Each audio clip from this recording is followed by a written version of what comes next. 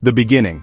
On a chilly evening back in November 1999 at a popular diner nestled in the heart of New York City, an event unfolded that would send shockwaves through the entire nation. The city, known for its skyscrapers, unending energy, and bustling streets, became the backdrop for a sinister crime, one that left the public grappling with questions for years afterward. On this particular night, the rhythmic hum of conversations and the clinking of plates were unceremoniously interrupted by tragedy. The victim, Michael Carter, a 21-year-old college junior hailing from a working-class family in Queens, entered Blue Harmony Diner with nothing but the routine intention of grabbing a bite after a long day of lectures. Michael wasn't anyone extraordinary in the typical sense. With his tousled brown hair, easygoing demeanor, and ever-present battered laptop bag slung across one shoulder, he was just another dream-filled young man studying creative writing at NYU. Yet, his dreams would come to an abrupt and heart-wrenching end that night.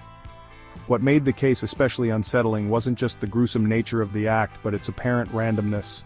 Michael wasn't involved in criminal activities, wasn't linked to any shady circles, and had no known enemies. To the world, he was an ordinary guy living an ordinary life.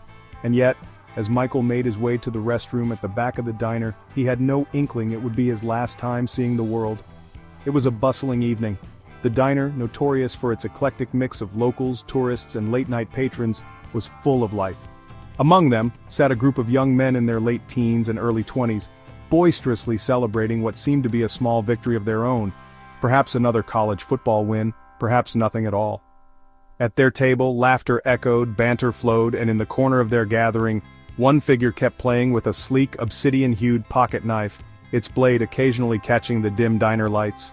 Though other diners might have noticed the knife with unease, they quickly dismissed their concern, writing it off as the harmless antics of youthful exuberance. After all, this was New York. People kept walking into strangers every day, never overthinking a moment's oddity. That very pocket knife would later become the centerpiece of a trial that gripped the nation's attention for years. As midnight approached, Michael's absence from his table began to feel odd. The waitress serving the table he'd been sitting at noticed his date, Jessica, squirming nervously, repeatedly glancing at the entrance to the hallway leading to the restrooms. Minutes later, Jessica would burst into shrill screams, her face pale and fear-stricken, as the lifeless body of Michael was discovered in the restroom stall. A deep pool of crimson surrounded him, his expression frozen in a grimace that spoke of pain and surprise. To escalate the already horrifying discovery, reports soon confirmed there were two individuals seen entering the restroom after Michael. Neither of them belonged to the group engaged in noisy celebrations. Both individuals denied knowing each other, but their presence there and testimony about the events of that night would mark the beginning of an unraveling truth, more tangled than anyone could have initially imagined. The story of Michael Carter wasn't just another case in the dense docket of New York homicides, it was a haunting tale of trust, betrayal, and the unnerving realization of justice delayed. This set the stage for a crime case that would intertwine the lives of many, challenge the justice system's limits, and echo through the halls of public discourse for decades. And this is only the beginning of a saga that would haunt America's collective consciousness for years to come. The events leading to the crime. Michael Carter's journey to that fateful diner on November 1999 had been utterly ordinary. So ordinary, in fact, that no one could have predicted the dark twist awaiting him. A college junior at NYU, Michael spent his Thursday juggling classes and scribbling drafts for his creative writing portfolio. Coming from a hard-working, blue-collar family in Queens, Michael had always carried big dreams.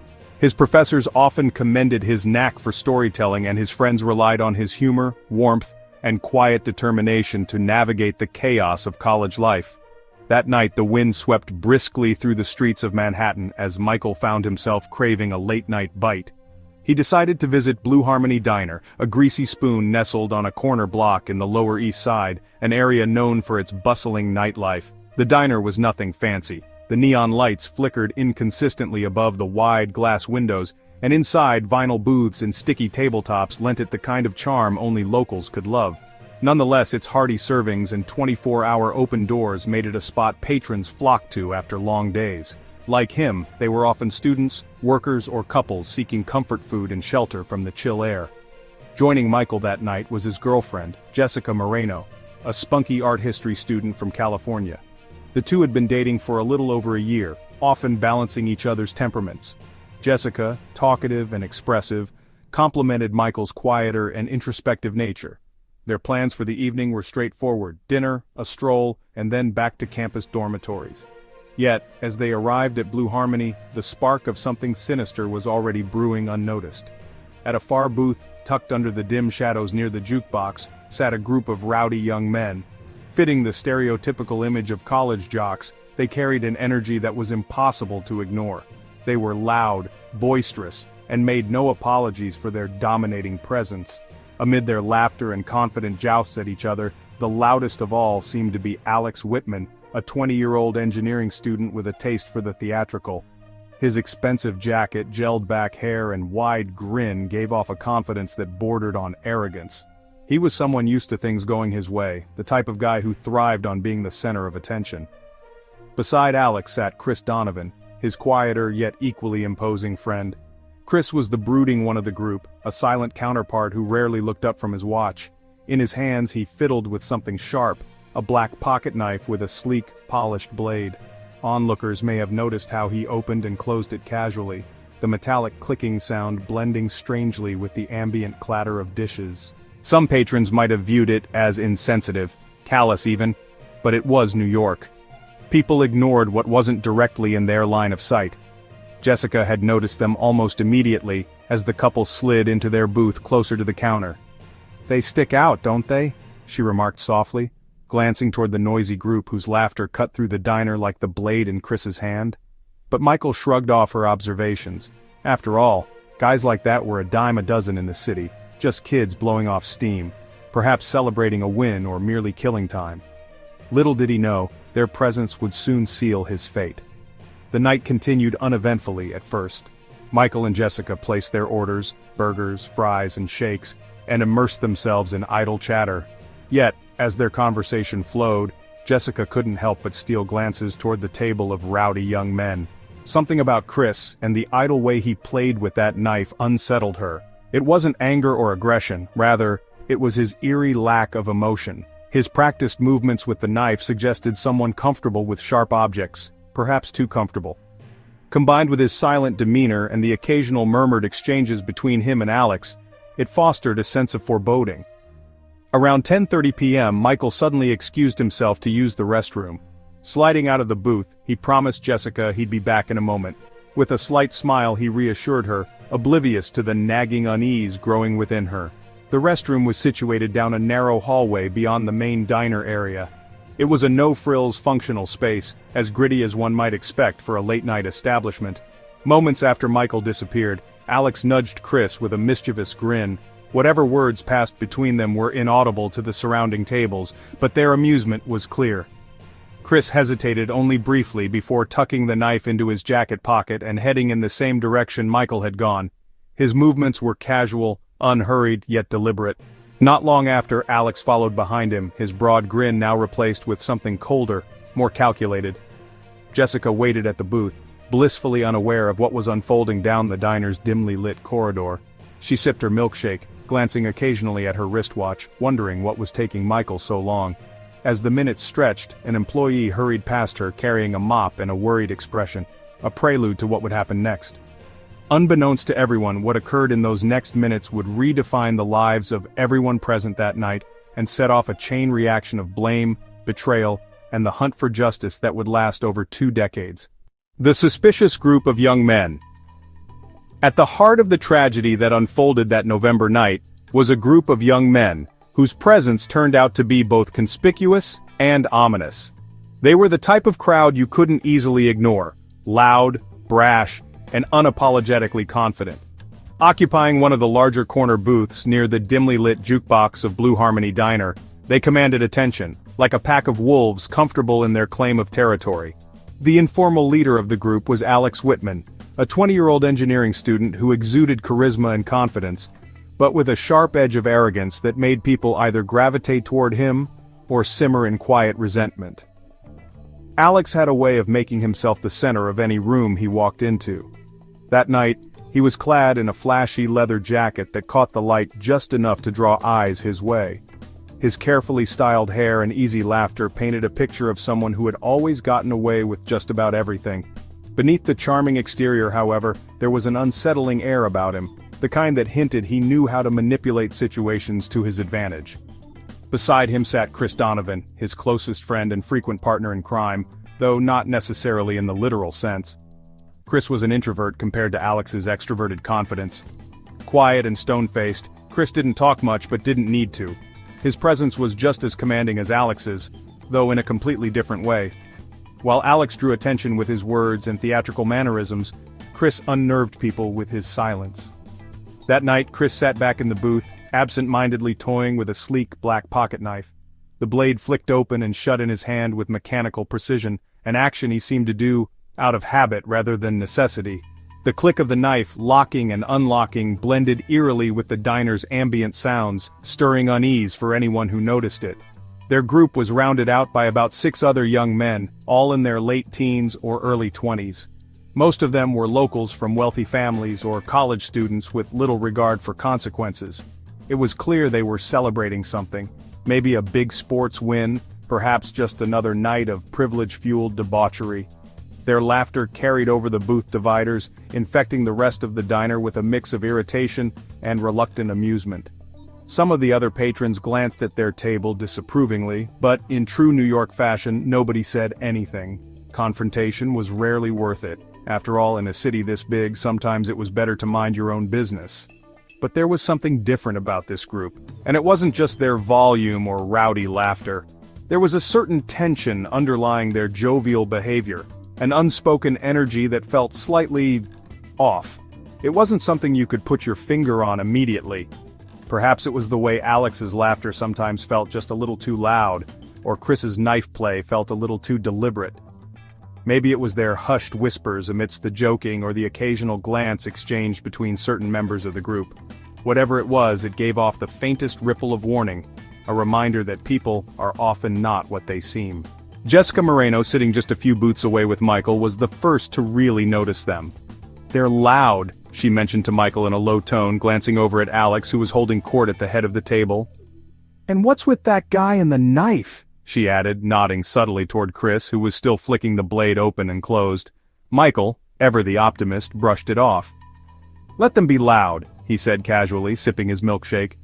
"It's a diner, Jess. It's not exactly a 5-star restaurant." He chuckled, trying to shift her focus back to their conversation. But Jessica wasn't so easily dismissed. Something about the way Chris handled that knife, almost second nature, almost like he'd done it so many times before, sent a small but undeniable shiver down her spine. Chris, for his part, didn't seem to care who noticed him and what he was doing.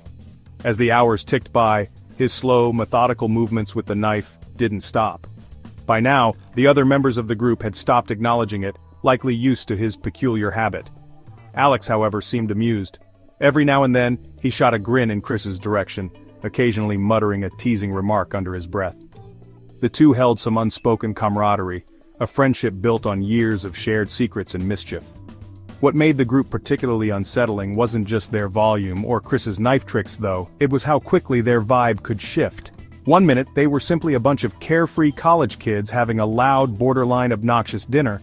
The next, Alex might lean in close to Chris and whisper something, causing Chris's otherwise impassive expression to briefly flicker with an emotion that was hard to read.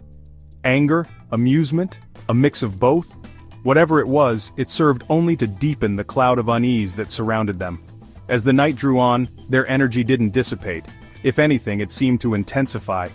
Alex's laughter grew sharper, more cutting, and the glances passed between him and Chris became more frequent. For most people in the diner, they were an annoying background presence, something to roll your eyes at and forget about once you left. For Michael and Jessica, however, they would prove to be the focal point of a series of events that would change everything. Nobody knows what drew Alex and Chris's attention to Michael that night. Perhaps it was pure chance, one of those inexplicable moments where lives cross paths for better or in this case for worse. Or maybe there was something about Michael's unassuming demeanor that made him an easy target. Whatever it was, the two friends exchanged a look shortly after Michael stood to head toward the restroom. Not a word passed between them, yet they both seemed to come to the same conclusion. Chris slipped the knife into his jacket pocket, the blade conspicuously absent from his hand for the first time that night. Alex adjusted his jacket and motioned for Chris to follow. From their table, This moment looked like nothing more than a pair of guys standing to head out for a smoke, or perhaps to grab some air outside. But for Michael Carter, and soon for all of America, it was the beginning of a dark and harrowing story that would be retold for decades. Discovery of the body. It was almost 11 p.m. when the chilling discovery was made, shattering what should have been another ordinary New York City evening. The Blue Harmony Diner, usually full of warmth and the comforting clatter of plates and conversation, was about to take on a much darker, more infamous significance. Jessica Moreno sat patiently at the booth she shared with Michael, nervously stirring the last of her milkshake as time began to stretch in her mind. He had been gone for far too long. The bathroom, located toward the back of the diner down a narrow hallway, was nothing fancy. A single restroom often shared by patrons in quick turns. How long could it possibly take, she wondered? 10 minutes? 15? Jessica glanced at her watch, her fingers tapping lightly against the table, as a vague sense of worry slipped into her thoughts. The waitress tending their table noticed Jessica's fidgeting. "Everything okay, hun?" she asked with a concerned smile. Jessica forced a nod, managing a small laugh. "Yeah, I'm sure he's fine. He probably got distracted or something," she mumbled, trying more to convince herself than the waitress. But not even the warmth of her milkshake or the hum of conversations around her could shake the growing unease. Minutes continued to tick by. Jessica felt her anxiety finally push her to stand, thinking she might walk down the hallway and check on him. Just as she adjusted her coat, a busboy came bursting out from the back, wide-eyed and pale, clutching a mop in hands that visibly trembled. He was muttering something rapidly in Spanish, his words barely audible over the din of clamoring plates and conversation. For a moment no one paid much attention, but then his voice rose slightly, panic etched into its very tone. "Mucha sangre! Too much blood!" Jessica froze in place, a cold lump forming in her throat. Only snippets of his frantic warnings reached her ears. "Blood everywhere! Someone! He's not moving!" The diner, which had been lively and loud only moments earlier, began to quiet as heads turned toward the distressed busboy. The waitress dropped her notepad and rushed over, her face growing pale as the young man tried to explain what he'd seen. "What the hell is he talking about?" another server mumbled, confused, as murmurs rippled through the diner. Someone in the kitchen poked their head out, and soon the atmosphere shifted completely. The once warm and bustling room grew cold and tense, the normal sounds deadened by the growing weight of fear and curiosity. Jessica's heart was pounding as she stepped closer to the hallway leading to the restrooms, her mind racing with the worst possible scenarios. She could hear the faint creak of the waitress pushing open the restroom door, followed by a sharp gasp. "Oh my God!" The waitress's voice cracked, breaking through the growing silence. Within moments, she stumbled back into view, her hands covering her mouth, eyes wide with terror. Someone screamed. Jessica felt her body moving on its own, propelled by dread as she found herself stepping toward the hallway despite her instincts screaming for her to stop. The busboy tried to block her path, shaking his head as he muttered, "No, no, you don't want to see this!" But it was too late. Jessica was already craning her neck, catching a glimpse of what lay inside. Standing in the dim light of the restroom was a gruesome scene that she would never forget. Michael lay motionless in one of the stalls, his body slumped over unnaturally, surrounded by what seemed like an endless pool of crimson blood. The stark red stood out violently against the white-tiled floor. His face, the face she had kissed goodbye just moments before, was frozen in a grimace of pain and shock. Jessica's knees buckled beneath her. A cacophony erupted behind her as the busboy yelled for someone to call the police. Chaos consumed the diner. Some patrons rushed for the exit, unwilling to wait around in a place that had suddenly been marked by death, while others tried to comfort a sobbing Jessica who had collapsed into a booth. The police arrived minutes later, their flashing red and blue lights painting the diner's exterior in an eerie glow. Officers quickly cordoned off the area, pushing confused onlookers back while detectives quietly made their way inside. One officer, a worn-looking man with gray streaks in his otherwise dark hair, stepped out of the restroom with a grim expression. "Male, approximately early 20s, multiple stab wounds," he muttered into his radio. His tone was clinical, detached, but his face betrayed just a flicker of disgust. The lead detective on the scene, Detective Richard Glass, surveyed the chaos. The diners who were still lingering outside had formed a tight cluster, whispering among themselves in hushed voices. Some speculated it was a robbery gone wrong, others suggested gang activity, But Detective Glass had seen enough crime scenes to know that this wasn't random. Whoever had done this, it wasn't opportunistic.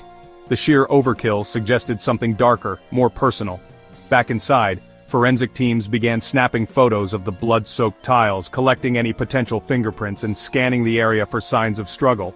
But what immediately stood out to them was the sheer amount of blood.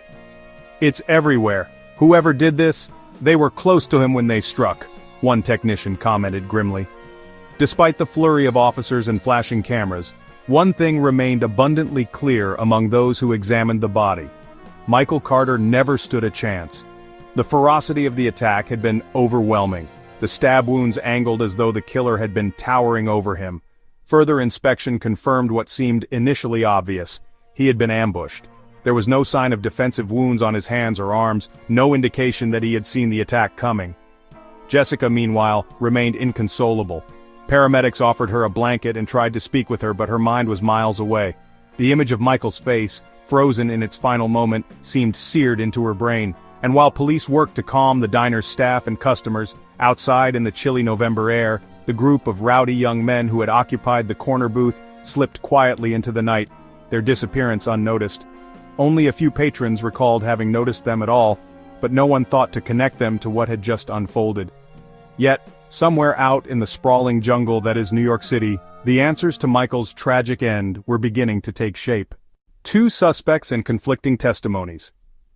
By the following morning, the investigation had taken its first major turn. The murder of Michael Carter was no longer an isolated tragedy, it was now the centerpiece of an unraveling mystery. Witness accounts from other diners had already handed law enforcement their first big lead. A group of young men, rowdy and noticeable, had left the restaurant shortly after Michael's body was discovered. Among the group, 2 names quickly emerged from the murmur of interviews and initial digging: Alex Whitman and Chris Donovan. Both Alex and Chris lived up to their reputations as polarizing individuals. Alex, the charming and larger-than-life figure, had a track record of skating past any semblance of accountability, a master manipulator who knew how to use people and situations to his advantage. Chris, on the other hand, was anything but charming. A quiet, brooding figure, he wasn't one to draw attention, which made him even harder to read. Together, they were the nucleus of a larger group that had been raising hell at the diner that night. Now, with Michael dead just yards away from where they sat laughing, their names were attached to a growing list of questions the police were eager to answer. After a short manhunt, if it could be called that, given Alex's pompous disregard for subtlety, the 2 were brought in for questioning. The contrasting personalities of Alex and Chris were immediately apparent to anyone watching. Alex, all smiles and smug confidence, leaned back in his chair as though this was all a misunderstanding, another minor inconvenience he could talk his way out of. Chris, on the other hand, sat stiff, his unreadable face masking any emotion beneath. For detectives, this interrogation would soon uncover not only shocking details about the night of the murder but also conflicting stories that would send the investigation down a tangled web of accusations and lies. Alex's version of events. Sitting in the interrogation room in a designer jacket that still carried the faint scent of expensive cologne, Alex Whitman grinned at Detective Richard Glass, who loomed over him with a face etched from too many late nights and too much experience. Alex's demeanor was relaxed, his body language open, almost cocky. "Look, Detective," Alex began, brushing at a non-existent speck of dust on his cuff. "I get it. A murder happened and obviously it's a big deal. But me and my friends, we had nothing to do with it. We were just kids, you know? We went there to grab food after a long week, maybe a few too many beers in us. We didn't even know the guy." Richard Glass wasn't biting. "And you didn't think it was suspicious that your buddy Chris followed the victim into the bathroom?" Glass asked, flipping open the file in front of him and pretending to review notes he already knew by heart. Alex raised his eyebrows in mock surprise. "Chris? Seriously? Come on, he's the most harmless guy you'll ever meet. Sure, he does that thing with the knife, yeah, it's weird, I'll give you that. But he's not a killer." "And yet," Glass continued, his voice tight, "multiple witnesses said the 2 of you left shortly after the body was discovered. No goodbyes, no paying your tab. In this city we call that fleeing the scene of a crime." Alex threw his hands up in mock surrender. All right, you caught us. But we only left because it got crazy in there. I mean, people were screaming, cops were storming in. What were we supposed to do? Stick around and get accused of something we didn't do? No thanks." "Convenient," Glass muttered, watching Alex's easy smirk shift slightly as the detective's unwavering stare lingered a little too long. So if Chris didn't do anything, why did he follow Michael Carter into the bathroom? At this, Alex chuckled dryly. Because Chris is weird, man. I've known that guy for years and he's always been kinda antisocial. He probably followed the guy in because he wanted to, I don't know, check his phone or something private. But if you really want to know, Alex leaned forward, the smirk returning to his face like a shield. Maybe you should ask Chris what happened in there. He's your guy, not me. Chris's version of events. Chris Donovan's turn in the hot seat couldn't have been more different. Where Alex was flippant and smooth, Chris was tense and elusive. He sat hunched over the table, his arms crossed and eyes darting to the clock on the wall. His answers were short, his tone flat. But when detectives leaned in to probe him for details, an entirely different story began to emerge. I didn't follow him in to kill him, Chris stated blankly, his fingers tapping against the edge of the metal table. I don't even remember his name. Michael. Right? I've never met him before. I didn't even look at him more than once. So, what were you doing in the restroom? Glass asked pointedly, folding his hands in front of him. Chris hesitated, as though debating whether to explain himself fully. I had to use the restroom. That's it. That's it? Glass pressed, sitting back in his chair. And you just so happened to walk in at the same time as the guy who ended up dead? I didn't kill him! Chris snapped, his voice rising for the first time. His knuckles turned white as he gripped the edge of the chair. The room fell silent for a moment, the weight of that sudden outburst hanging heavy in the air. Chris took a deep breath and continued in a quieter voice. But Alex did. Those 3 words hung in the room like a bomb. Detective Glass cocked his head slightly but said nothing, waiting for Chris to keep talking. He did. Alex had the knife. I didn't even want to come to the diner that night, but he dragged me along. He kept saying he had something to take care of. I didn't ask questions. When we got there, I thought maybe he just wanted food. But then he started watching that guy, Michael. And yeah, I followed him into the bathroom, but it wasn't because I planned anything. Alex wanted me to scare him, maybe rough him up. But then Alex came in after me, and it all went to hell after that. And by it all went to hell, Glass said, his voice calm but his eyes sharp. You mean Alex killed him? Chris nodded slowly, his hands now planted firmly on the table. He didn't just kill him, he went crazy, stabbed him over and over. It was, Chris faltered, his voice breaking slightly. It was like Alex wasn't even there anymore. He dumped the knife on me and told me to keep my mouth shut, said anyone would believe him over me. Confusion among detectives. By the end of the day, both suspects had confessed, just not to the same crime. Alex insisted Chris was the guilty one, capable of violence beneath his quiet demeanor. Chris painted Alex as manipulative, the real mastermind behind the brutal killing. Their conflicting stories threw the investigation into disarray, splitting detectives into factions over who to trust. Was Alex spinning another web of lies? Or was Chris trying to deflect blame? One thing was clear, the truth of what happened in that restroom wasn't going to come easily. Evidence and controversy. Detectives working the Michael Carter case soon found themselves at the crossroads of definitive evidence and conflicting theories, a precarious balance that ultimately plunged the investigation into deeper controversy. The evidence collected at the scene initially seemed promising, a bloody knife, forensic traces, and witness statements, but as detectives began piecing together the puzzle, nothing quite fit the way they'd expected, the pocket knife and its implications. The centerpiece of the case was the knife, a sleek black pocket knife with an obsidian blade and a polished finish. Found tucked into Alex Whitman's designer jacket during his arrest, the knife was immediately flagged as the murder weapon. Its blade was smeared with traces of blood, confirmed through DNA testing to belong to Michael Carter. This discovery gave investigators a critical lead, pointing directly at Alex. However, Alex's fingerprints weren't the only ones found on the knife. Chris Donovan's prints were also present, notably on the blade itself as well as the handle. This complicated the narrative considerably. While it was clear the knife had played a key role in the crime, the dual presence of fingerprints muddied the waters. Was Alex the true wielder of the weapon, or had Chris been the one to carry out the fatal act? Forensic experts attempted to determine the primary handler by analyzing smear patterns and the angle of the bloodstains, but the results were inconclusive. What small breakthroughs they did make failed to fully align with either Alex or Chris's version of events. The lack of definitive proof on the knife not only slowed the investigation but also gave rise to the first whispers of courtroom controversy. Whispered doubts began circulating among legal teams and the criminal justice ecosystem. Was this going to be one of those cases where the evidence was just ambiguous enough to prevent a satisfying resolution? Blood evidence on clothing. Though the knife was the star piece of evidence, detectives quickly realized it wasn't the only clue worth attention. Blood spatter was found on the clothing both suspects had been wearing on the night of the murder. Alex's leather jacket bore several patches of blood along the sleeve and collar. This was consistent with someone having been in proximity to the victim during the attack. Given the sheer volume of stabbing injuries Michael had sustained, it made sense that whoever wielded the knife would have ended up covered in blood. What troubled investigators, however, was that the spatter on Alex's jacket appeared more like secondary transfer stains, indicating he may have handled the aftermath of the attack, but possibly wasn't at the center of it.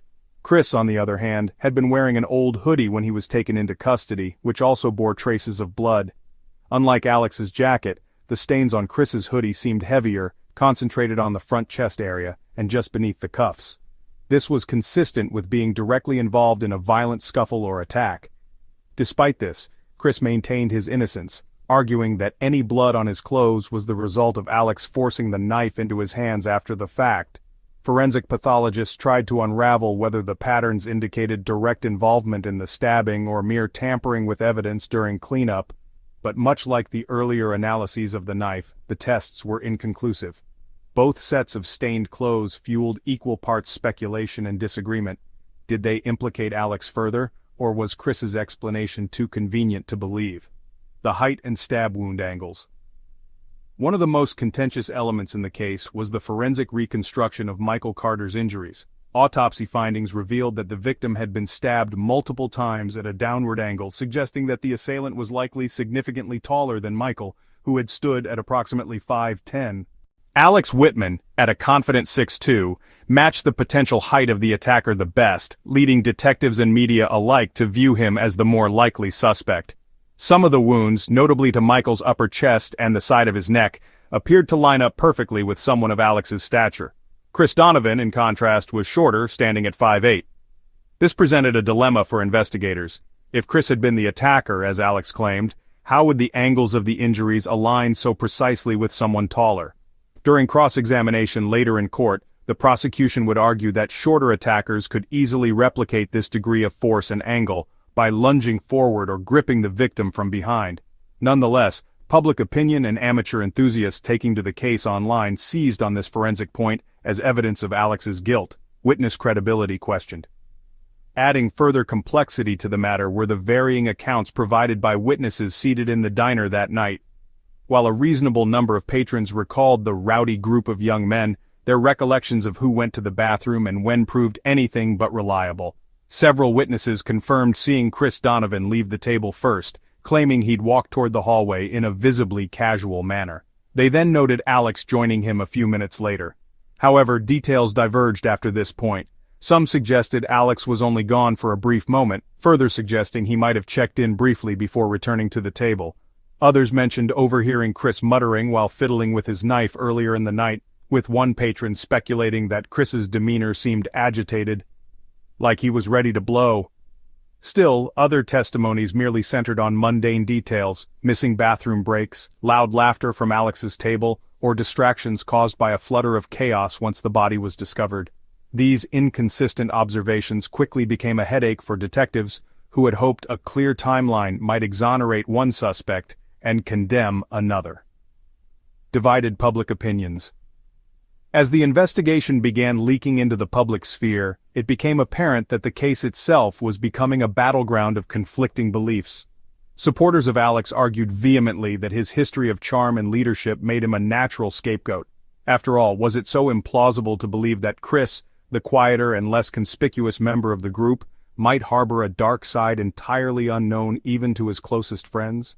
Conversely, others pointed to Alex's entitled attitude and penchant for manipulation as signs of a dark undercurrent to his personality. Many began to question whether this was simply the culmination of someone who'd skated by for years without facing any real consequences. In true New York style, the drama played out not just in courtrooms and police precincts, but also in cafes, subways, and late-night news broadcasts, where people hunched over newspapers and debated fervently. The legal teams for both Alex and Chris fed further fire to the controversy, with Alex playing the victim of systemic bias and Chris claiming to be a pawn in someone else's twisted game, an inconclusive turning point. By the time the initial evidence had been processed, the investigators had reached an unsettling conclusion. There was no crystal-clear smoking gun. Everything pointed to both suspects at different times and under different contexts. Alex's bravado, Chris's knife tricks, the blood evidence, each piece of the puzzle seemed to both implicate and absolve someone at the same time. The lack of clarity fueled not only courtroom rivalries, but also moral questions about what justice would mean in a case as complicated as Michael Carter's. Was the evidence enough, or would it always carry the weight of doubt? Prosecution and escaping justice. The trial of Michael Carter's murder began as one of the most anticipated courtroom dramas in recent memory. Packed courtrooms, polarized public opinion, and a case riddled with circumstantial evidence made it a nationwide spectacle. Prosecutors filed charges against Chris Donovan as the primary suspect based on the incomplete yet damning forensic evidence and his checkered confession during interrogation. Alex Whitman, who was also implicated in several testimonies, was charged with obstruction of justice for allegedly tampering with evidence and misleading investigators. However, it soon became clear that the battle for justice would not be straightforward. The prosecution's case faced opposition not just from the defense attorneys, but from the weight of doubt that lingered over everything, the ambiguous evidence, the conflicting confessions, and deep systemic flaws that favored the wealthy and well-connected. The trial became as much a reflection of privilege and manipulation as it was about finding the truth of what happened that November night. The charges against Chris Donovan. Chris Donovan's arrest painted him in the eyes of prosecutors as a brooding loner with a penchant for violence.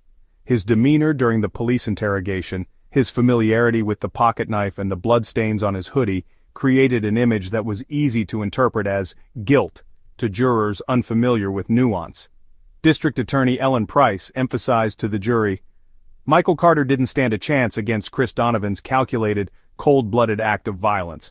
This is not a question of if, this is an undeniable fact. The blade Chris so casually played with earlier that evening became a tool of murder. The prosecution primarily focused on three key pieces of evidence. 1. Particularly smudged marks along the blade were interpreted as the clearest indicator that he had wielded the knife. 2. Positioned in a way to suggest direct involvement in the attack. 3. Including those who saw Chris following Michael to the bathroom. Yet, defense attorneys for Chris pushed back against this narrative with vigor. Ben Harper, a seasoned public defender, argued that the evidence against Chris was circumstantial, and that Chris had been framed by his more manipulative, privileged friend, Alex Whitman. Chris Donovan may have been in the wrong place at the wrong time, Harper acknowledged. But does that make him a murderer? The real question the jury needs to ask themselves is, who orchestrated this tragedy, and who wielded their influence after it to protect themselves? Look at Alex Whitman, not my client. Despite Harper's arguments, Chris struggled to gain sympathy. His quiet, awkward nature portrayed him as unlikable in the public eye, earning him labels he could not shake. A natural scapegoat, Harper emphasized over and over, but the damage to Chris's reputation was already done. Alex Whitman's escape route. While Chris faced the brunt of scrutiny, Alex Whitman masterfully played the part of the wronged gentleman caught in an unfortunate situation. His legal team, a well-financed army of experienced attorneys, worked tirelessly to paint him as an unwitting bystander with no direct connection to the murder. The focus of their defense was simple: portray Alex as naive, cooperative, and even victimized by Chris's volatility. Alex Whitman has no criminal history, no violent tendencies, and no reason to attack Michael Carter, his defense attorney Sandra Mellows said during her opening remarks. These allegations are rooted in assumptions fueled by speculation, not evidence. Alex may have made poor decisions, running from the scene for example, but he did so out of fear and confusion, not guilt. The defense team attacked the prosecution's case relentlessly, particularly on the lack of a clear timeline. They argued that Alex's brief appearance in the bathroom corridor did not align with the time it would have taken to commit the murder and successfully flee unnoticed. Moreover, they pointed to the fact that Alex's fingerprints on the knife were limited to the handle, consistent with handling it afterward, not stabbing. Despite mounting public outcry suggesting Alex was manipulating the narrative, his wealth and connections provided a shield. Witness after witness brought in by the defense testified to Alex's honorable character. Former professors, employers, and even a high school coach painted him as a model young man who couldn't have been capable of such violence. As the trial progressed, the scales of justice seemed less and less balanced. The verdict. After weeks of heated arguments, emotional testimonies, and forensic experts presenting their divided analyses, the jury reached its decision. Chris Donovan was convicted of second-degree murder, primarily due to the blood evidence and his own muddled confession during interrogation. The defense's efforts to redirect suspicion onto Alex were deemed inadequate in the eyes of the jury. The sentence was harsh, 20 years in a correctional facility, effectively making Chris the scapegoat for the entire tragedy. Alex Whitman, meanwhile, walked away virtually unscathed, his obstruction of justice charge resulting in nothing more than probation and community service. Public outcry erupted almost immediately following the verdict, as many questioned how Alex avoided stiffer punishment given his connections to several key aspects of the crime. Alex's arrogant grin as he left the courtroom whispered of a victory won not through innocence but through privilege. Public backlash and escalating frustration. When the news of Alex's light sentencing broke, public opinion turned harshly against the judicial system. Major newspapers ran headlines like, "Did Whitman's wallet buy him freedom?" and "Justice for Michael Carter denied." Protesters gathered outside the courthouse demanding that the case be reopened for further scrutiny, shouting chants for accountability beyond Chris's conviction. For Michael's family, the pain of losing their son was compounded by the infuriating sense that the full truth hadn't come to light. Chris Donovan is not innocent, Michael's older sister Mia Carter told reporters after the trial. But Alex Whitman, he didn't just walk free. He walked away laughing, knowing the system worked for him, not for justice. Alex disappears. What followed added another layer of tension to the already infamous case. Weeks after the trial concluded, Alex used his family's wealth to exploit legal loopholes and flee the United States, first claiming it was for travel and personal healing, but eventually disappearing entirely. Unofficial reports placed him in Europe, shielded by complex international legal protections that made extradition nearly impossible. His disappearance sent shockwaves through the media and left Chris's legal team scrambling. They sharply criticized law enforcement and the courts for allowing a key figure in the case to slip through their grip. Public skepticism of the justice system only deepened. Was Alex simply a man fleeing public scorn, or was he hiding from deeper involvement in crimes that hadn't yet been fully proven? A question of justice. The conclusion of the trial left few satisfied. Alex, enjoying freedom abroad, became a symbol of privilege and power defying accountability. Chris Donovan, sitting behind bars, maintained his innocence, repeatedly claiming through his lawyer that Alex had orchestrated everything, and that Michael's death was a result of Alex's unchecked cruelty. The tragedy of Michael Carter's death became more than just a story of violence. It became a cautionary tale about societal inequities, the gaps in the justice system, and the power of perception in cases where definitive proof remained elusive. Questions lingered. Had the real killer truly paid for their crime? Alex's escape. By the time reporters caught the first rumors, it was already too late. Alex Whitman, charged only with obstruction of justice and sentenced to a light probation, had disappeared. He didn't vanish in the literal sense. There were no frantic police chases, no midnight flights under false identities. Instead, he did it the way only those with wealth and power seem to know how, quietly, deliberately, and with the help of privilege and connections that ensured he could exploit every loophole available to him. In the weeks following the trial's controversial verdict, Alex had remained in New York, ostensibly complying with the terms of his post-trial sentencing. Paparazzi caught glimpses of him leaving his parents' Upper East Side penthouse or lounging at exclusive members-only clubs. He projected the image of a man unbothered by the public outrage swirling around him. His smug grin became a hallmark in photographs, fueling opinion pieces asking how someone so seemingly implicated in a murder could live so carefree. For Michael Carter's grieving family, these images were salt in an open wound. It wasn't until late 2013, months after the trial, that whispers began to surface. Alex was preparing to leave the country. Media speculation ran wild, though his high-powered attorney, Sandra Mellows, categorically denied the claims. "My client is cooperating fully with the terms of his sentencing," she stated in one press release. "The baseless accusations against him must stop. Alex has been through enough already." Her words rang hollow when, just a month later, Alex effectively vanished. The Great Escape on paper, Alex Whitman wasn't hard to find. Officially, he had flown to London citing an extended vacation for personal healing in interviews with select media outlets. But his extended getaway began to look less like a vacation and more like an escape. Behind the scenes, Alex's family had quietly leveraged their immense wealth to ensure their son could remain abroad indefinitely. According to leaked documents uncovered years later by investigative journalists, Alex's parents, Daniel and Patricia Whitman, had put significant resources into securing his relocation. They worked with high-profile legal experts to navigate international laws, using their connections to protect their son from additional scrutiny or extradition. They claimed Alex's presence in Europe was purely legal, maintaining that he had every right to travel freely as part of his probation agreement, an agreement that prosecutors would later argue had been deliberately written to be as lenient as possible.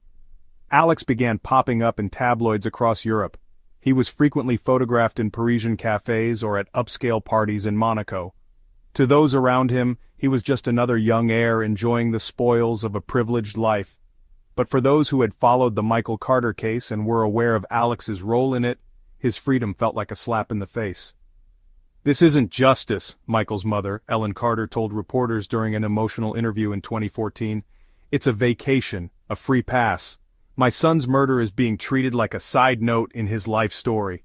Ellen's words struck a chord with the public. Protesters began gathering outside the Whitman family home in New York with signs that read, "Justice for Michael and bring Alex back." Online forums and social media platforms were ablaze with threads accusing the Whitmans of buying their son's innocence, while some demanded stricter extradition policies for cases like this. Evasion through loopholes.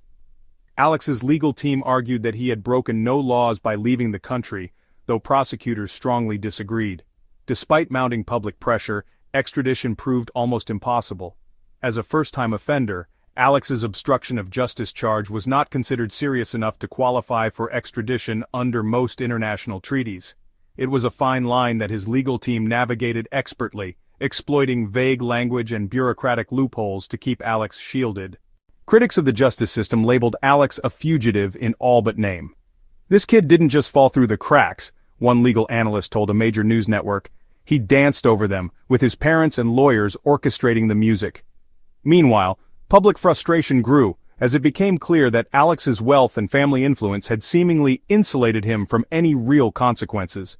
For Chris Donovan, who remained behind bars, Alex's escape was yet another painful reminder of how the system had failed him. "They didn't even try to keep him here," Chris wrote in an open letter released by his legal team. "You think someone like me could have gotten away with running to Europe? No chance. I didn't even do it, but I'll pay for it while Alex parties in Paris." The hunt for Alex. While the Whitman family denied wrongdoing, pressure to bring Alex back to the U.S. only increased as Michael Carter's story gained renewed interest in pop culture. True crime documentaries and podcasts dedicated episodes to the case, dubbing Alex Whitman the runaway suspect. Hashtags like #WhereIsAlexWhitman and #JusticeForMichael began trending on social media platforms, forcing the Whitmans into an unwanted spotlight. Under growing scrutiny, the U.S. Department of Justice announced in 2015 that they were formally revisiting Alex's involvement in Michael's murder. Prosecutors began examining old evidence with fresh eyes, looking for anything that might allow them to reclassify Alex's role and charge him with a more serious crime. The hope was that if Alex could be implicated further, extradition treaties would apply more forcefully. In the meantime, journalists continued to track Alex. Investigative reporters uncovered leads indicating that Alex had moved between various European countries, often staying in luxury properties owned by his family. Despite attempts by his legal team to cast him as an unassuming young man trying to escape unwarranted public judgment, the sheer extravagance of his lifestyle painted a very different picture. "A man on vacation doesn't make this kind of effort to stay invisible," remarked one commentator on a popular true crime podcast. "Alex Whitman might not have a warrant out for his arrest yet, but he knows it could happen, and he's running scared." A systemic failure. The case became more than just a story of one fugitive. It shone a harsh light on systemic issues within the justice system. The glaring inequities between Chris Donovan, a working-class young man prosecuted and imprisoned with fierce determination, and Alex Whitman, the wealthy heir who walked free despite clear involvement, sparked angry discussions nationwide. Legal experts questioned not just how Alex avoided accountability, but why the authorities hadn't anticipated his escape. reform advocates began calling for changes to how privilege and influence could interfere with justice, particularly in high-profile cases. "You look at Alex Whitman's story," said a political activist during a rally in front of the Department of Justice in 2016, "and you realize the system wasn't designed to fail. It was designed to work for people like him, and it's sickening." The tide begins to turn. After years of public outcry and mounting legal attempts to bring him back into the fold, the tide against Alex Whitman slowly began to turn. In 2015, new evidence emerged from an unexpected source. A former acquaintance of Alex who claimed Alex had privately bragged about being untouchable and dodging justice. This statement, combined with renewed forensic examinations, gave prosecutors the leverage they needed to petition for Alex's extradition. By then, however, Alex was deeply entrenched abroad, shielded by sophisticated legal defenses and political maneuvering that made him nearly impossible to touch. Still, the pursuit of Alex Whitman had become more than just a legal battle. It was a symbol of accountability and a fight against systemic privilege. New evidence emerges.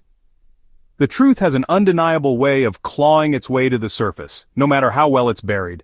After years of public outrage, whispers of systemic failure, and Alex Whitman living freely overseas, a break in the case finally materialized in 2012.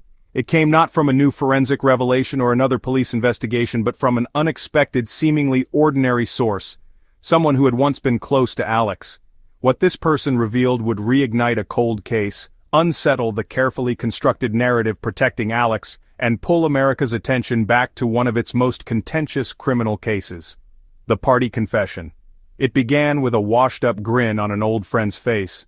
Julian Carter, no relation to Michael Carter, had been a wealthy but fading socialite, a trust fund baby, notorious for rubbing shoulders at extravagant parties and name-dropping acquaintances. In 2012, however, Julian was struggling with addiction, bad investments, and a desperate bid for redemption. That bid brought Julian face-to-face with New York Times journalist Megan Larkin. During what was otherwise an unremarkable interview about class disparities in the justice system, Julian dropped a bombshell.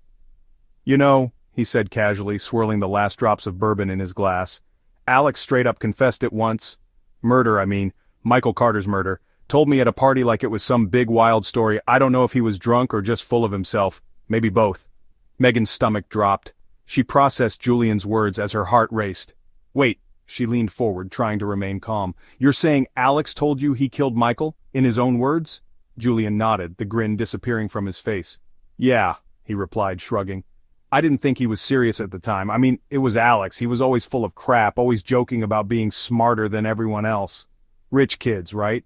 They all think they're untouchable." When pressed, Julian recounted the moment with clarity. It had happened at an upscale private party in a Manhattan penthouse back in late 2011.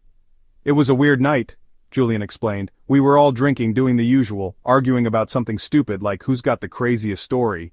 Out of nowhere, Alex smirked and said something like, 'I bet none of you can top murdering someone and getting away with it.' Everyone laughed at first. Who says that, right? But he didn't laugh back. He just kind of stared at me, and I remember feeling like he wanted me to know." What had initially been passed off as drunken posturing now felt like damning evidence. Julian's admission wasn't ignored this time. Megan Larkin immediately contacted criminal justice specialists, sharing the recording she made of Julian's admission. Within days, prosecutors were working to reopen the Michael Carter case, connecting the dots. Once Julian's confession went public, it reignited scrutiny into Alex's involvement in Michael Carter's murder. Investigators began reviewing old leads, testimonies, and evidence that had grown cold in storage. What they found painted an increasingly damning picture of Alex, even as gaps in the story began filling in. Key details Julian provided included Alex describing the murder weapon, specifically mentioning an obsidian black knife. This detail matched not only the police reports but also the distinctive knife found on Alex, which he'd previously claimed to know nothing about. Alex referring to Chris Donovan as the patsy, explaining to Julian at the party how Chris had made a perfectly awkward fall guy. "He basically said, 'Chris, who the hell's going to believe him over me?'" Julian recalled. Alex admitting he fled the U.S. not out of fear of public opinion, but because he feared overconfidence in the trial's outcome. While Julian's testimony alone wasn't enough to convict Alex, it was strong enough to motion for a deeper investigation. It also worked in tandem with new forensic capabilities that hadn't been available at the time of the original trial. Advancing forensic technology. New advancements in forensic technology allowed the prosecution to reanalyze trace evidence collected from the crime scene. Some of the original samples of blood and fingerprints were reviewed with enhanced technology, and what they found painted new possibilities that weren't clear before. One key discovery included partial DNA from Alex Whitman, embedded along the edge of Michael Carter's shirt collar. While not entirely conclusive, this was noted as highly suspicious, since Alex hadn't admitted to touching Michael or being involved in a physical confrontation. Additionally, digital forensic experts analyzed geolocation data pulled from Alex's high-end smartwatch, a device he was caught wearing numerous times in party photographs from his life abroad, but hadn't been a focus of attention during the original trial. The data shockingly revealed location inconsistencies that contradicted Alex's earlier timeline. Evidence showed he remained closer to Blue Harmony Diner than his earlier claims of only running to smoke outside. A key witness changes sides. Another shocking twist came from someone investigators had spoken with back in 1999 but who had since remained quiet, one of Alex's friends from his college football team, Bryce McKenna. During the original trial, Bryce had testified vaguely about Alex's personality and whereabouts, but didn't provide much of value. However, in 2012, Bryce resurfaced with a confession of his own. He admitted that Alex had pressured him into withholding information. "We were all scared of him," Bryce revealed to detectives during questioning, "not scared he'd hurt us, but scared that anything he did would somehow bounce back toward us." Bryce then confirmed Alex had acted unusually on the night of the murder, saying, "When we left the diner he kept muttering under his breath, something I couldn't understand at first, but then he said, 'He's not getting up,' over and over, 'He's not getting up.'" Turning public opinion. The release of Julian Carter's taped confession, the renewed forensic findings, and Bryce McKenna's corroboration flipped public perception dramatically.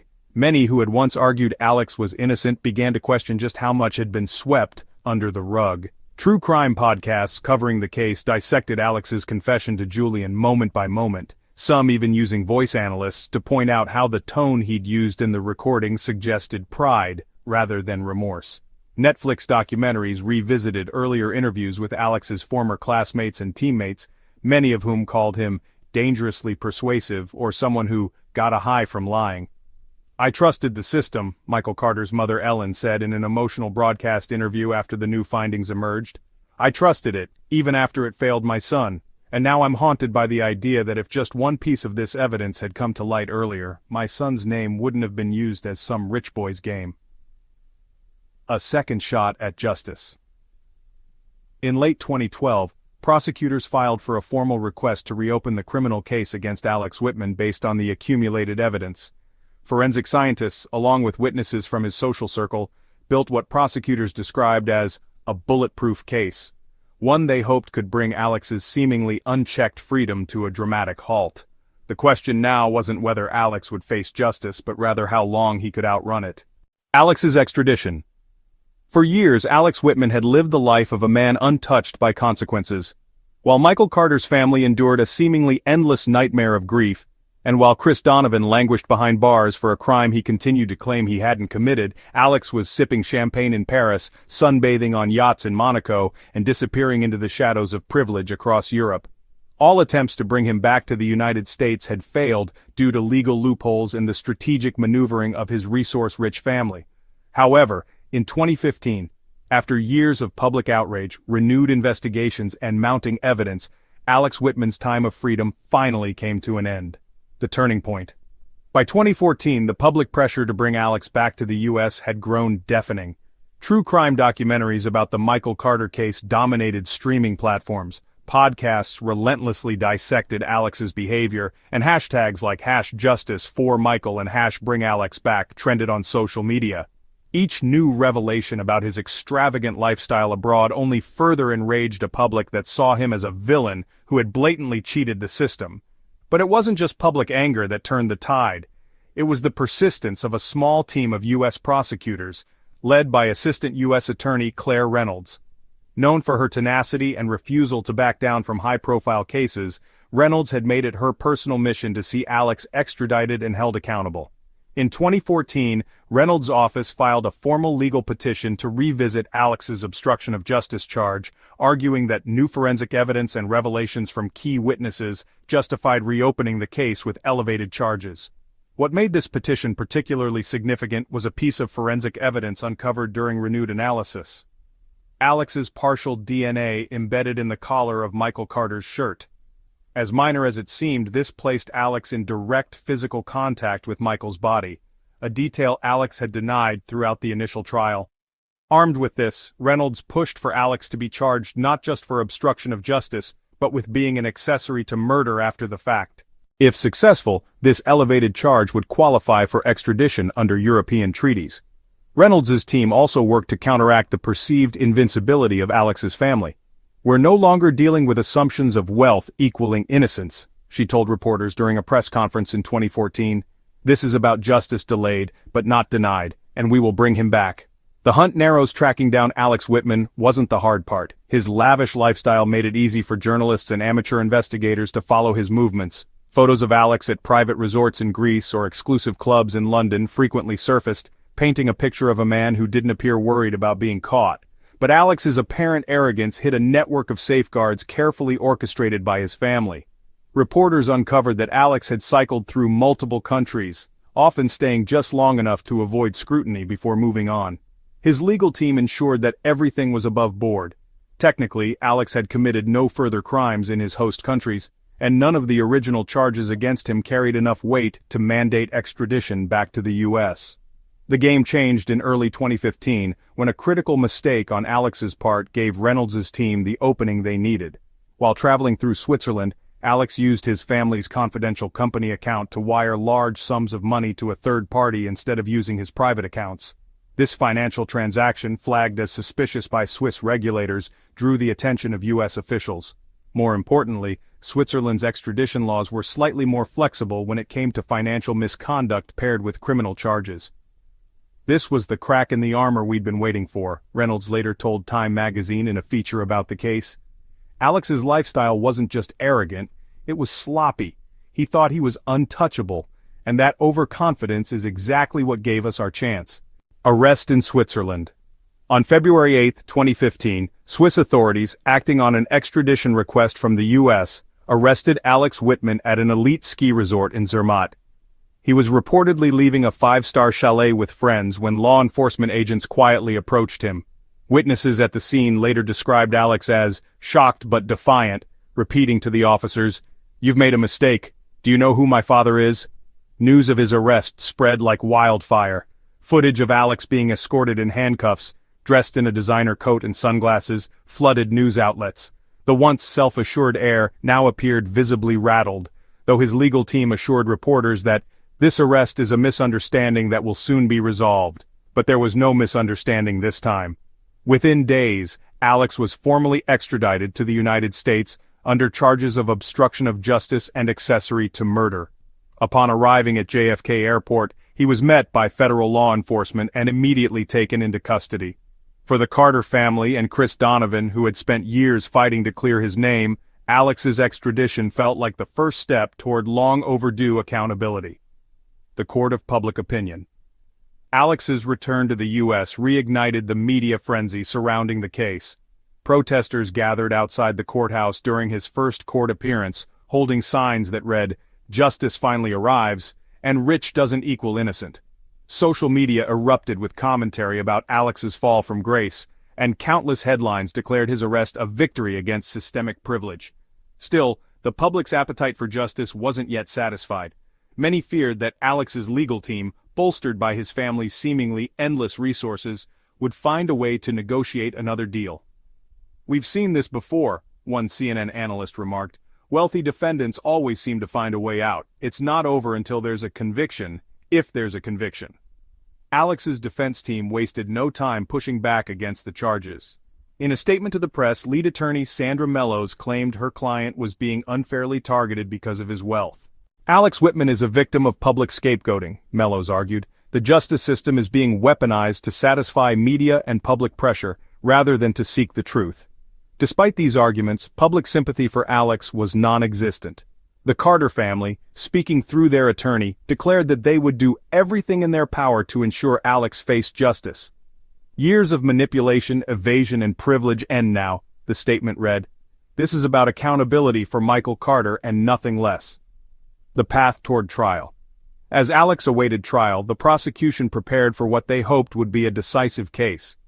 Building on the new evidence, including forensic discoveries, witness testimonies, and Alex's financial misconduct, Claire Reynolds and her team worked to build a narrative that painted Alex as not just complicit in Michael Carter's murder, but as the orchestrator of years of lies and evasion. Meanwhile, Alex's legal team worked to discredit the new evidence, arguing that it was circumstantial at best and exaggerated to satisfy public interest. They also filed multiple motions to dismiss the case, all of which were swiftly denied by the court.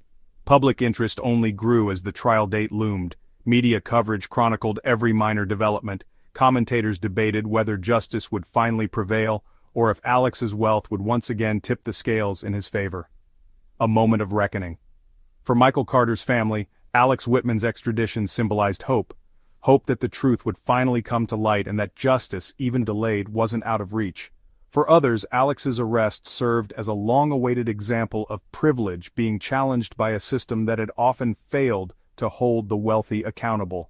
More than 15 years after Michael Carter was found brutally murdered in a New York diner, the man at the center of the mystery would finally face a moment of reckoning. The final verdict. The courtroom was electric with tension as Alex Whitman's long-awaited trial finally began in 2017. The spectacle was as theatrical as it was historic. News cameras lined the courthouse steps, protesters held signs demanding justice for Michael Carter, and journalists jostled for a glimpse of the man who had evaded accountability for nearly 2 decades. This trial would not just decide Alex's fate, but come to symbolize the fragile state of justice in an American system that many viewed as tilted in favor of the wealthy and powerful. The prosecution's case. The prosecution, led by the relentless and sharp-witted Claire Reynolds, made it clear that they were positioning Alex not as a passive participant in the murder, but as its mastermind. In her opening statement, Reynolds wasted no time framing the case for the jury. This is a story of privilege, manipulation, and unchecked arrogance, she began with unwavering confidence. For far too long, Alex Whitman believed he was above the law. He orchestrated the events that led to Michael Carter's execution, fled accountability, and lived freely for years. But today, his game ends, and justice begins. Reynolds systematically outlined the new evidence that had come to light since Alex's disappearance. She emphasized the following key points. 1.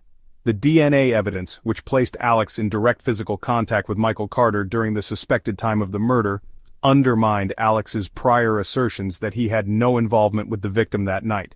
2. Geolocation data from Alex's smartwatch, which indicated he had spent more time near the restroom area of Blue Harmony Diner than initially claimed. 3. A chilling recollection by Alex's former party companion, who testified under oath that Alex had admitted to the murder in a moment of drunken arrogance, saying, "I got away with it." 4. Another bombshell came from Alex's former college friend, who revealed Alex's unsettling remarks on the night of the murder, including repeatedly muttering about Michael not getting up. Reynolds framed Alex as a calculating manipulator who leveraged Chris Donovan's awkward, introverted personality to set him up as the fall guy. Alex Whitman relied on his wealth, charm, and friends in high places to create layers of ambiguity around his crime, she told the jury. But the truth has always been hiding in plain sight. We will show you that Alex Whitman wielded the knife metaphorically and, we believe, literally. The defense's strategy. On the other side of the courtroom, Alex's defense team, headed by the formidable Sandra Mellows, worked tirelessly to paint a different picture. Their narrative positioned Alex as a victim of public scapegoating and circumstantial evidence. Alex Whitman is not on trial because he's guilty, Mellows declared in her opening statement. He is on trial because of public opinion. This is a media-driven spectacle fueled by pressure, not facts. My client, who made some mistakes as a young man, is being unfairly prosecuted to satisfy the outrage of an angry society. The defense's primary strategy was to punch holes in the prosecution's narrative. They argued, 5. Mellows emphasized that while Alex's DNA was found on Michael's shirt, the amount and location did not prove involvement in the stabbing. The presence of DNA only proves proximity, not guilt, she argued, suggesting Alex might have accidentally brushed against Michael earlier in the night. 6. Mellows attacked the credibility of Julian Carter and Bryce McKenna, claiming that both had financial or social motivations for turning on Alex. "We live in a world where people crave relevance," she said. "Their stories change when it benefits them, not when it serves justice." 7. In a controversial move, the defense subtly redirected suspicion toward Chris, who had already served time for the murder. Mellows reminded the jury that Chris had confessed during the original investigation, even if the details of his confession were muddled. Throughout the trial, Alex remained composed, often exchanging quiet words with his attorneys or flashing polite smiles at reporters. Mellows tailored her narrative to portray Alex as a misunderstood, good-hearted man caught in the whirlwind of an unforgiving system. The emotional testimonies. The trial became as much about forensic evidence as it was about the emotional impact on the people involved. Michael Carter's family, who had waited years for this moment, provided poignant, heart-wrenching testimonies. Ellen Carter, Michael's mother, broke down in tears on the witness stand as she described the pain of losing her eldest son. "Michael was my heart," she said, her voice trembling but resolute. "Every day I wake up and remember that someone took him from us, and that someone has spent the past 18 years pretending it didn't happen. My son deserves better than that. We deserve better than that." On the other hand, Alex's father, Daniel Whitman, took the stand as a character witness for his son. He painted Alex as a kind, well-meaning individual who had been caught in tragic circumstances beyond his control. "Alex is no murderer," he insisted. "He spent his life trying to do good. He's being condemned because of what people think about wealth, not because of who he truly is." Despite Daniel's pleas, much of the public found his testimony tone-deaf, a symbol of the systemic privilege that had allowed Alex to roam free for so long. The climax, closing arguments. As the trial drew to a close, both sides delivered impassioned closing arguments. For the prosecution, Claire Reynolds directly addressed the jury with a sense of urgency. "Ladies and gentlemen," she began, "this trial is not about wealth, it's not about power, it's about accountability. Alex Whitman robbed Michael Carter of his life, his potential, and his future. He robbed Chris Donovan of years behind bars, but today, you have the power to ensure Alex Whitman robs no one else of justice." The defense, however, echoed a recurrent theme. "Don't be swayed by emotion or outrage," Mellows implored the jury.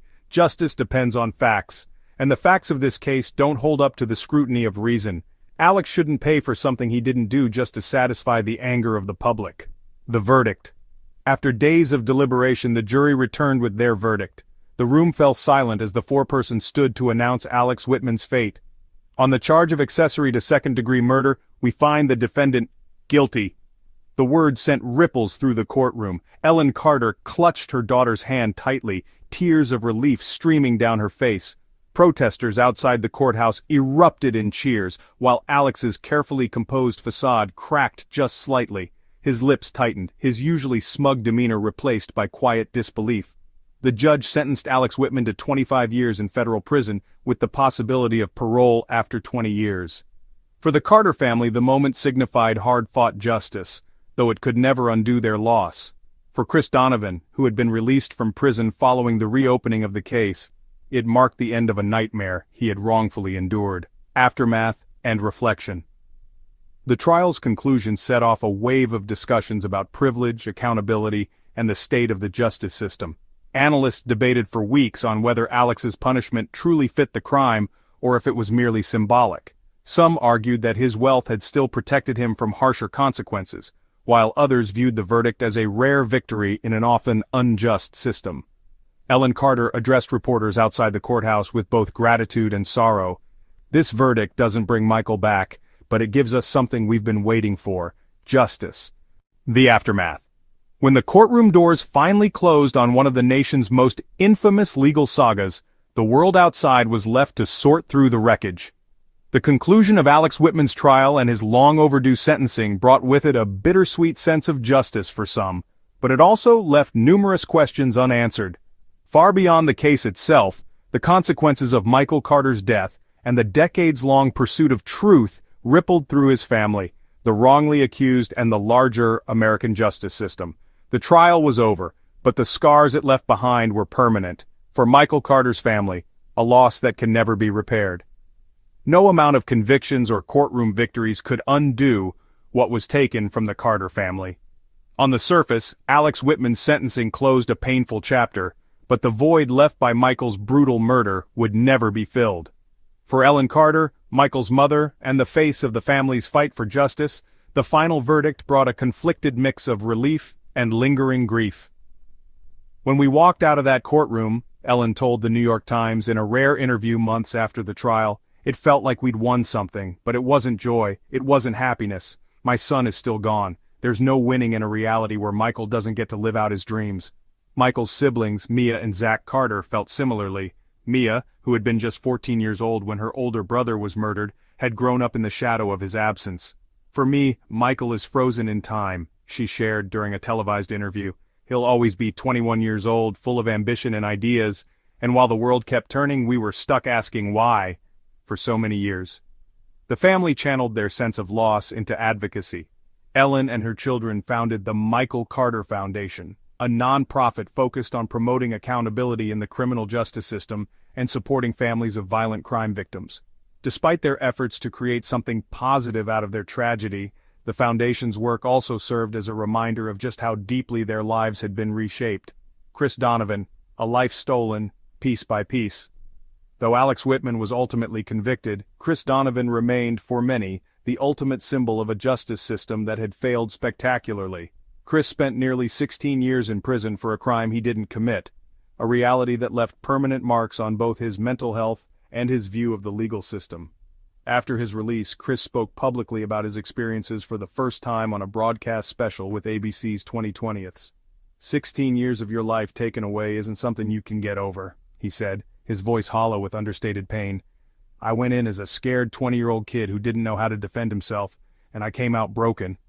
A system that's supposed to protect you doesn't just fail you like that, it destroys you. For Chris, freedom proved complicated. He returned to a world that had moved on without him, where former friends were distant and job prospects were sparse. Despite receiving financial compensation under New York State's wrongful conviction statutes, money didn't solve the deeper wounds left by his incarceration.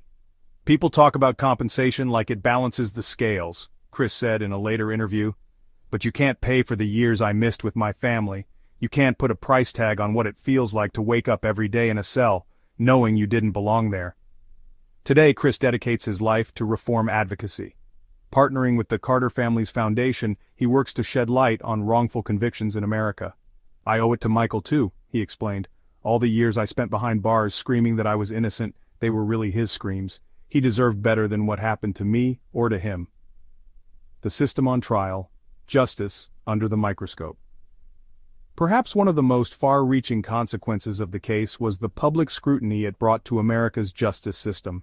Alex Whitman's escape, his prolonged trial, and Chris Donovan's wrongful conviction became clear indicators of the systemic inequities that often tip the scales in favor of the wealthy and well-connected. For many Americans, the Whitman case served as a stark reminder of the two-tiered justice system, one for the privileged elite and another for everyone else. Major news outlets and think tanks published exhaustive reports detailing how Alex Whitman had leveraged his wealth to dodge accountability at every turn, from hiring the best legal representation to exploiting international loopholes. This wasn't a legal drama, said renowned legal scholar Dr. Helena Ortiz in a 60-minute special report. This was an indictment of privilege. We saw in Alex Whitman a young man who learned at an early age that accountability could be avoided if you played your cards right. It's a game that only the wealthy know how to play, and it's a game that needs to end. The case prompted nationwide debates on criminal justice reform, including proposals for limiting the influence of wealth in high-profile cases. New York lawmakers introduced a series of bills dubbed the Whitman Reforms, which aimed to close extradition loopholes, revisit wrongful convictions, and ensure that public defenders were adequately funded to fight against well-resourced opposition. The lingering shadow of Alex Whitman. Even with Alex behind bars, his name remained a lightning rod for controversy. While some viewed his eventual conviction as a symbolic victory against wealth-driven corruption, others felt his 25-year sentence was still far too lenient. Social media campaigns demanding harsher sentences, and in some cases, civil lawsuits against the Whitman family fortune, sprang up almost immediately after his sentencing. Others, however, saw Alex's case through a more cynical lens. Even incarcerated, Alex represented an enduring truth about America. Privilege could delay and dilute justice, even if it couldn't avoid it entirely. A widely shared editorial in the Washington Post declared, "Make no mistake, Alex Whitman's punishment wasn't hard-won justice, it was a compromise, an average sentence handed to a man who had spent years living above the law, cloaked in immunity that only wealth can provide. Justice wasn't served, it was rationed." Cultural legacy and media fascination. The Whitman case became more than just a grim chapter in criminal history, it became a pop culture phenomenon. Documentaries, books, and podcasts detailing Michael Carter's murder and Alex Whitman's years on the run surged in popularity after the trial. One Netflix miniseries, The Untouchable, earned widespread acclaim for its gripping portrayal of privilege clashing with perseverance, sparking debates about how true crime media often shapes public perception. Yet, for Michael's family, the media frenzy felt both validating and overwhelming. "It's important that people hear Michael's story," Ellen Carter admitted on a podcast episode, "but sometimes it feels like they forget he was a person, not just a piece of entertainment." A legacy of reform, hope amid the chaos. Despite its tragedies, the case did spark meaningful change. Advocacy groups, emboldened by public outcry, successfully lobbied for systemic reform, leading to new policies on how wrongful convictions were retried and how wealth's influence was scrutinized in courtrooms. For Ellen Carter, legacy meant ensuring her son's name was associated with something more than tragedy. "When people think of Michael Carter," she said, "I want them to think of change, of progress. He was a writer, a dreamer. And if we can dream of a better world where justice isn't tied to income or status, then maybe in some way, his story had purpose."